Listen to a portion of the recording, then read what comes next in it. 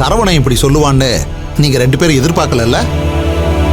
நீங்க பேசுனதெல்லாம் நான் கேட்டிருப்பேன்னு இதையும் நீங்க எதிர்பார்க்கல. இனிமே நீங்க எதிர்பார்க்காதது மட்டும்தான் நடக்க போகுது. அப்புறம் இப்ப கூட நீங்க பண்றதெல்லாம் பார்த்து எனக்கு அவ்வளவு ஆத்திரமா இருக்கு. உங்க 2 பேரையும் துண்டு துண்டா வெட்டி போடுற அளவுக்கு கோபம் வருது. ஆனா நான் அதை செய்ய மாட்டேன். ஏன் சொல்லு? ஏன்னா என் பிள்ளைக்கு நான் வச்சிருக்கிற கல்யாணத்தை நீங்க 2 பேரும் பார்க்கணும். உங்களை நான் உசுப்பேத்தி விட மாட்டேன், கோபப்பட வைக்க மாட்டேன். ஏன்னா அதெல்லாம் என் பிள்ளைக்கு எதிராக போய் முடியும். நான் உங்களை ஏதாவது சொல்ல போய் அப்புறம் கோபத்தில் நீங்க 2 பேரும் உட்கார்ந்து ஏதாவது திட்டம் போட ஆரம்பிச்சிட்டீங்கன்னா குடும்பத்துக்கே கெட்ட பேரு வந்துடும். அதனால இந்த கல்யாணம் முடியற வரைக்கும் இந்த வீட்டில் உங்களுக்கு சகல மரியாதையும் இருக்கும்.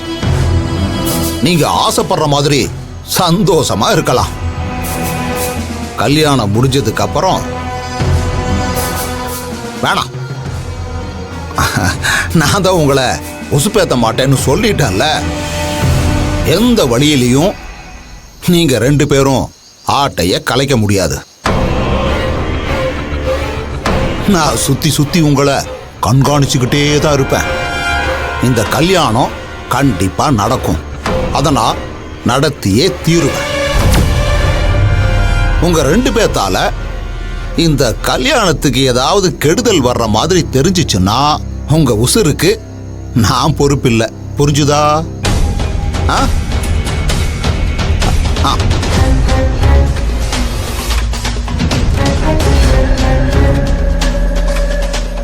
என்னடி உன் புருஷ வீராதி வீர சூராதி சூர மாதிரி வசனமெல்லாம் பேசிட்டு போறாரு? பேசட்டும்க்கா, அந்த ஆளுக்கு தெரிஞ்சது அது ஒண்ணுதான். தாராளமா பேசட்டும். அந்த ஆள் மாதிரி நான் வெட்டியா பேசிட்டு இருக்க மாட்டேன். வெட்டி சாச்சிட்டு போயிட்டே இருப்பேன். அந்த ஆளுக்கு உனக்கும் பெருசா எந்த வித்தியாசமும் இல்ல. 2 பேரும் மாறி மாறி வாய் பேசிக்கிட்டு இருக்கீங்க, அவ்வளவுதான். ஆனா ஒரு காரியமும் நடக்கலையே. என்னக்கா என்னை பார்த்து டக்குன்னு அப்படி சொல்லிட்ட? நாளைக்கே நம்ம அந்த பொண்ணோட அப்பாவை போய் பார்க்குறோம். ஃபோன்ல பேசுனதை விட 100 மடங்கு ஜாஸ்தி அசிங்கப்படுத்துறோம். நான் பேசுற ஒவ்வொரு வார்த்தையும் கேட்டதுக்கு அப்புறம் இன்னும் 10 தலைமுறைக்கு யாரும் உசுரோட இருக்க கூடாது. அதெல்லாம் சரி, அந்த பொண்ணோட அப்பனை எங்க போய் கண்டுபிடிப்ப? கண்டுபிடிச்சிட்டேன். என்னடி சொல்ற? சரவணன் சொன்னதை வச்சு அந்த ரைஸ் மில்லுக்கு ஆள் அனுப்பி விசாரிச்சுட்டேன். அந்த ரைஸ் மில்லுக்கு சீல் வச்சுட்டாங்களாம். அதனால அந்த ஆள் இப்ப மர அருவ மில்ல இருக்கானா. நாளைக்கு காலையில நம்ம அங்க போறோம். நம்ம பேசுற பேச்சுல அவன் வீட்டுல இந்த கல்யாணம் மட்டும் இல்ல, இங்க பாரு, எந்த கல்யாணமும் இவன் தலைமுறையிலே நடக்க கூடாது. மொத்தமா முடிச்சிட்டு வரும். ஆளு யாருன்னு தெரிஞ்சிருச்சுல, அப்புறம் என்ன, விடு பாத்துக்கலாம்.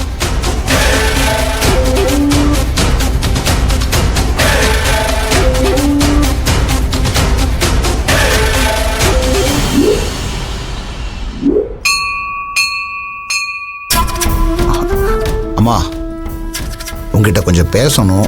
இங்க பாருங்க, உங்களால ஏற்கனவே ஏகப்பட்ட பிரச்சனை. தயவு செஞ்சு நீங்க கிளம்புங்க. இல்லம்மா, ஒரே ஒரு நிமிஷம் நான் சொல்றத கேட்டுட்டு. எங்க அப்பா வந்தாருன்னா மறுபடியும் பெரிய பிரச்சனை ஆயிடும். நீங்க தயவு செஞ்சு கிளம்புங்க. ஏமா, நான் திரும்பி போறதுக்காக வரல, உங்ககிட்ட பேசி புரிய வைக்கிறதுக்காகத்தான் வந்திருக்கேன். எனக்கு எதுவுமே புரிய வேண்டாம், நீங்க கிளம்புங்க. ஏமா, நடந்த சம்பவத்துக்கு நான் உங்ககிட்ட மன்னிப்பு கேட்டுக்கிறேன். ஆஹா, நீங்க எதுவுமே பேச வேண்டாம். இங்க இருந்து நீங்க கிளம்புனா மட்டும் போதும். ஏமா, ஏன் நீ புரிஞ்சுக்க மாட்டேங்கிற? கொஞ்சம் பொறுமையா நான் சொல்றத கேள. நீங்க வயசுல பெரியவரா இருக்கீங்க, அதனாலதான் உங்களை கோவப்பட்டு திட்டுறதுக்கு எனக்கு மனசு வர மாட்டேங்குது. தயவு செஞ்சு இங்க இருந்து போயிடுங்க. மா, நீ ஏன் கோவப்படுறேன்னு எனக்கு புரியுது.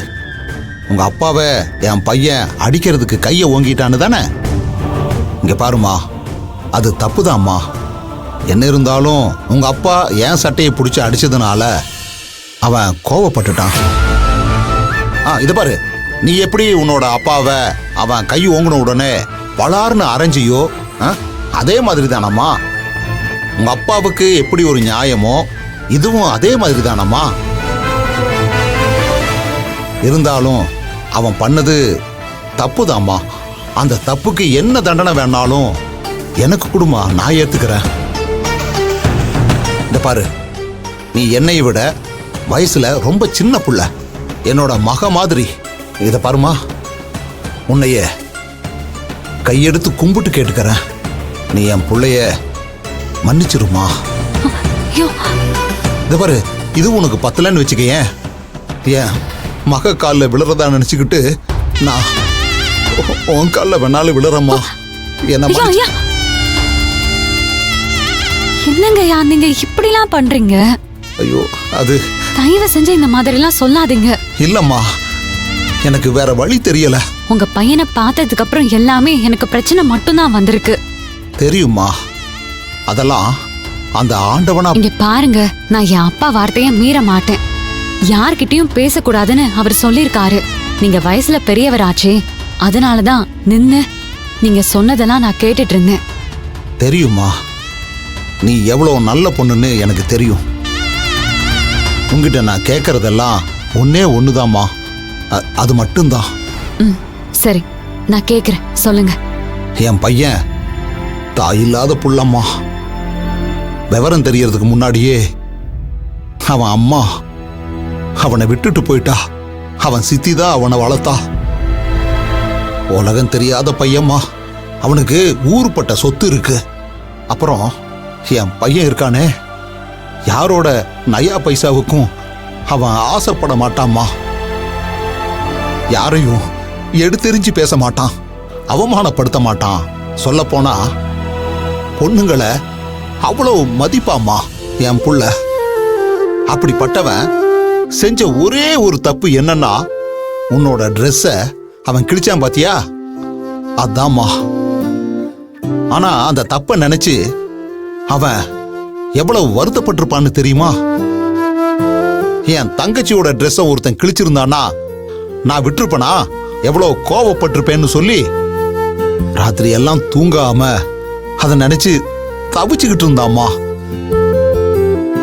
ஆனா என்னமோ தெரியல, உங்ககிட்ட மட்டும்தாம்மா அவன் சண்டை போட்டிருக்கான். மத்தபடி பொண்ணுங்கன்னா அவனுக்கு தனி மரியாதை தாம்மா. உன்னோட ட்ரெஸ்ஸ கிழிச்சது தப்புன்னு உங்ககிட்ட மன்னிப்பு கேட்கத்தான் வந்தான். அதுக்காக புது ட்ரெஸ்ஸ வாங்கிட்டு வந்து உங்ககிட்ட கொடுக்க வந்தான்.